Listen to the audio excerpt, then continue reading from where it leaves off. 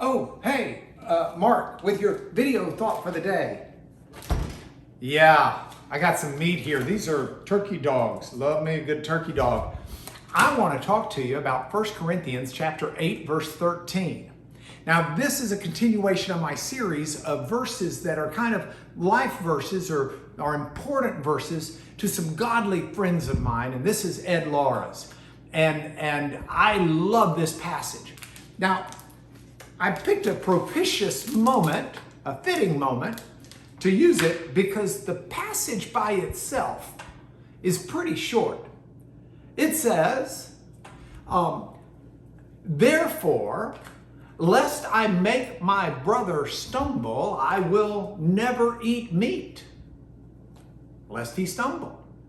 The idea being, if eating food of some type causes a brother to stumble, then I'll abstain from that food. Now, what is Paul talking about? Is he talking about raiding the refrigerator for turkey dogs? No. It's very different. And this is a passage where it kind of affects our ability to read it by not living 2,000 years ago when it was written. But the point we still get. I want to give you a little bit of background. The passage itself is one where Paul's writing to people who live in this town called Corinth.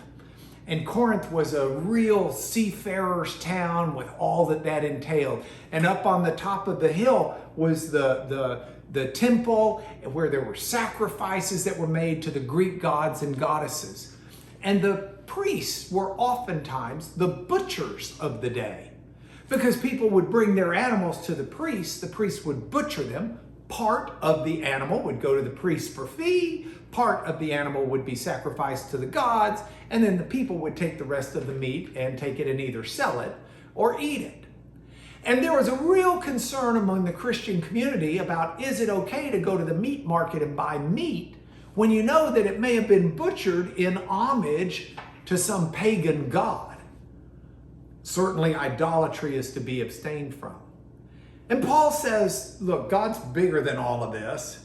If you're not eating it in homage to the God, you don't have to worry that it may have been butchered in a temple. However, some younger Christians or less mature Christians may not understand that. And for them to eat the meat might be to invoke the names of those pagan gods. It might draw them back in. It might cause them to stumble.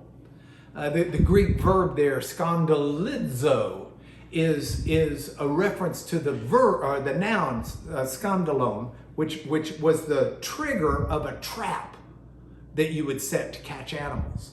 So Paul's saying that they might stumble, is the translation, but they might hit that trigger and get entrapped, get ensnared, because they don't know better. And Paul was so concerned about not causing a young Christian to get ensnared in psychological and personal and spiritual turmoil, that where they think, I got to go back to, maybe I should honor those gods of my youth. Maybe I should, whatever, fill in the blank. And Paul says, if me eating meat is going to cause someone to stumble, even though I know it's okay to do it, I'll gladly give up my turkey dogs. Now, knowing the background provides a little bit of thrust here for you and me. It's this.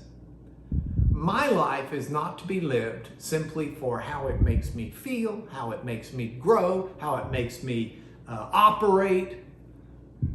And it's not even to be lived by the way it does that for my immediate family.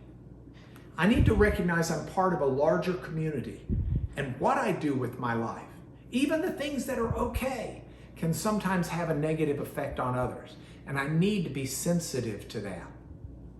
So as I look at my video thought today is a day I'm going to try to be sensitive that I live in a way that's not just right by my standards, right by God's standards, but is sensitive toward the needs of others.